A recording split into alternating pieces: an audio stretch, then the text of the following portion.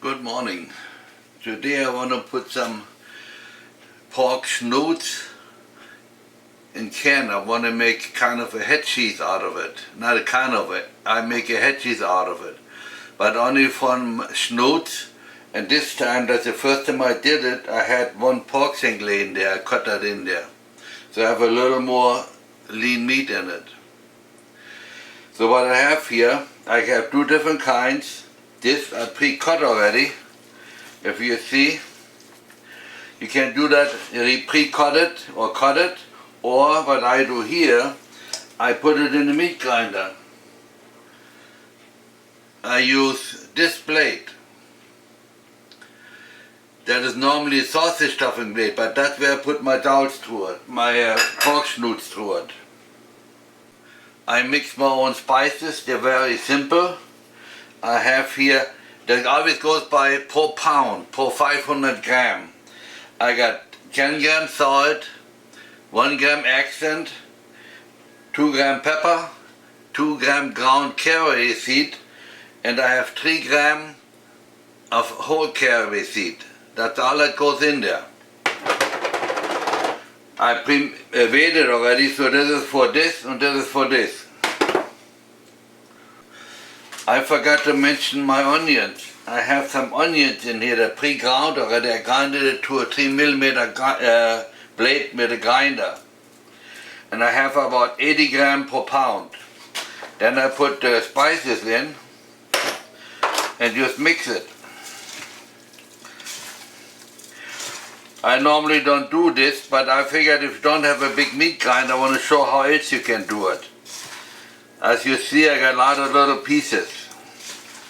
You can have a little more, a little less. You actually can put it as a whole in there. That would work too.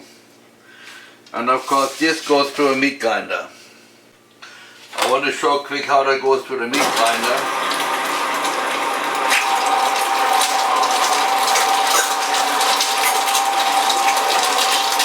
You don't want to put too much in so it doesn't stop the grinder.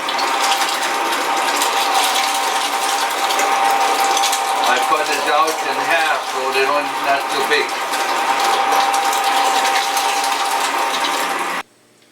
Now I have my head cheese mixed. This I didn't have to mix, the grinder did it, but this one where I cut it by hand, I mixed it a little. I did that because normally when people have just a small grinder, they don't take that raw meat, so that's why I cut it by hand. But now I'd like to tell the story how we got to this. This is my own doing. I learned it nowhere. I did it here in my sausage kitchen. Long time ago I made head cheese with my uncle. And head cheese is kind of hard to spice. If you do it once a year or less, you forget. So what happened was I had it all mixed already. And I told my uncle, why don't you taste it once? Because we didn't weigh it, was strictly by taste. And he tasted it and he went, what do you want to do with it? Throw it away? I said, no, you need more salt and pepper. Because what happens when there are big pieces in, there's not much flavor in yet. The flavor goes from the juice what they have into the meat. So later on it was perfect. But then I had the idea this way, you can pre-weigh it. You don't have to worry about it. And since I can get the snoots like this, why not do it that way? I love it. What I do here, I just want to show it really short. I just take and put some in here.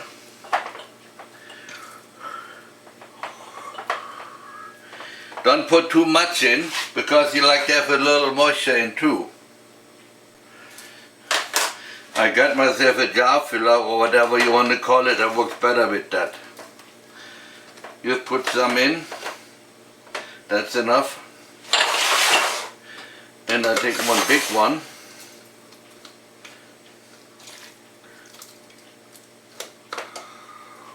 That's enough, a little more. And then some cans.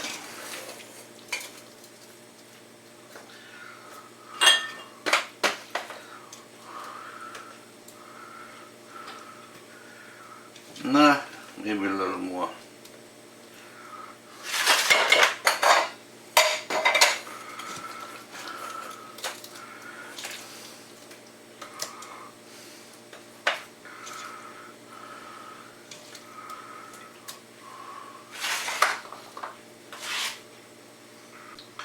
Now I have all my head cheese in jars or cans, but I want to explain it a little bit.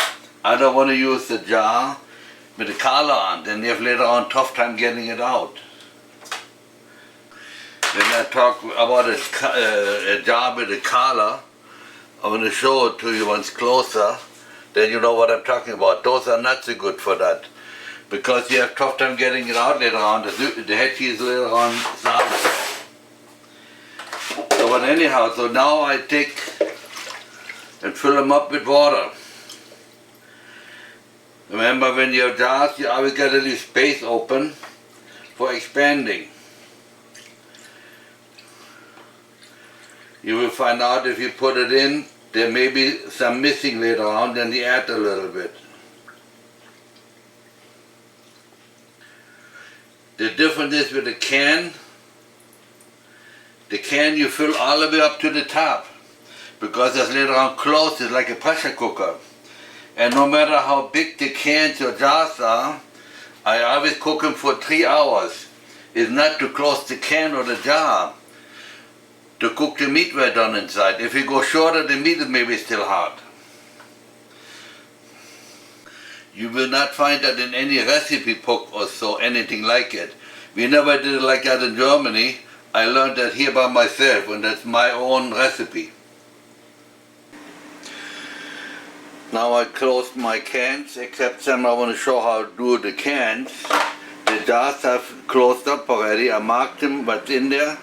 And as you see, that some have other marks on already. That means I reuse the covers if I can, if they're not damaged. And now I want to show how I can it. First you want to make sure the water goes all the way to the top. That's the difference from jars. Just close it up and turn it.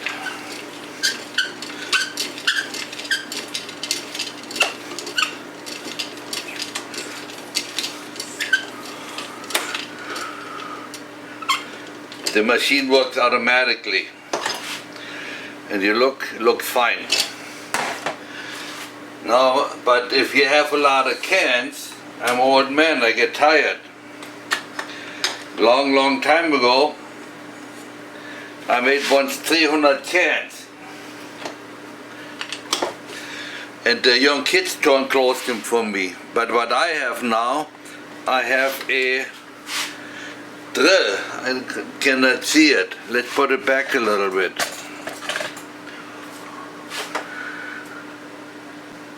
I made myself an attachment here. So when to drill it, to close it up, I just put a drill in.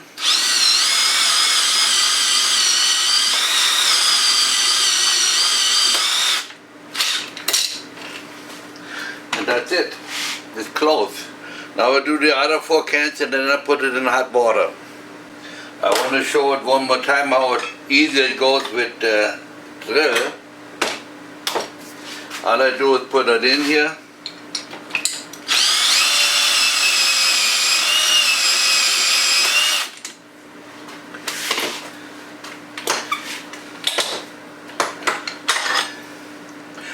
Maybe I should say this, when I was a child, I was probably 12 years old.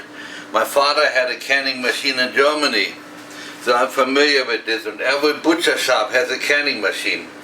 So this is nothing new for me. I have actually 2 machines like that. One I have it set up for this can and one for smaller can. But when I bought my second canning machine, I talked to the manufacturer, and after a while he said, I'm too dangerous, I never should have a canning machine. And the next time I talked to him, he said, oh, I'm sorry I said that. And yes, a long time ago, before I got into those machines too much, I had a canning machine from Germany sent over, one of those that we had when I was a little kid. But I thought we could reuse the cans and recut it, but the cans are so thin it doesn't work so good. So I gave up on it. When I found those, they're made in Buffalo Grove, even though I had to go to a wholesaler to buy it. But this works much nicer for me. Now I have them all in one of my smaller pots. That's the smallest from my big pots. And I put hot water in and bring it to a boil. Once it boils, then for 3 hours. And then I'll be back after it. Now my water is boiling, but the water is barely moving. That's just perfect. And now I leave that in for 3 hours. After 3 hours, I just take it out and let it cool down slowly. Now I got all my head cheese out of the hot water on the table. They're still pretty hot, but the jars, they all collapsed already, the covers, and the cans are still high because there's more pressure in here. Maybe you know, maybe you don't.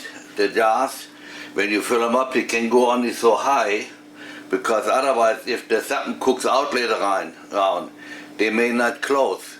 The jars, they buckle up, the covers, because there's pressure in, and if there's too much pressure, that comes out. But as soon as you take them out and they cool down, that's when they seal. With the cans, it's different. It's like a pressure cooker. Nothing can come out.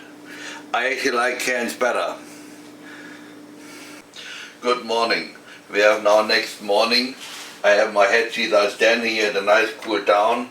All the jars and the cans are down. That means they're closed. If they're not pulled down, they would be not closed. Then you would have to recook them or put them in the freezer for storage. That's what I would normally do. But I have here 2 little cans. The jars open up. I had them in the fridge for a while because otherwise you couldn't cut them. I made sure I cut them with a machine, but I cut them by hand. This side is the one where I cut the schnoots by hand, and this I cut with a machine.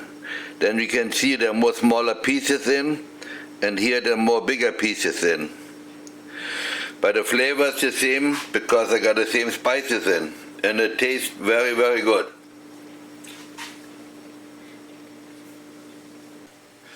Now you know how I make my head cheese or schnoots in the can or whatever you want to call it.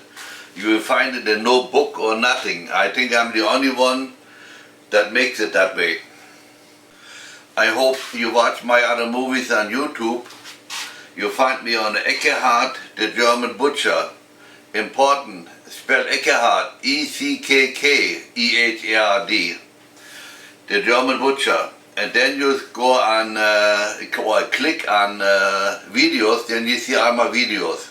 There are a lot of them out there.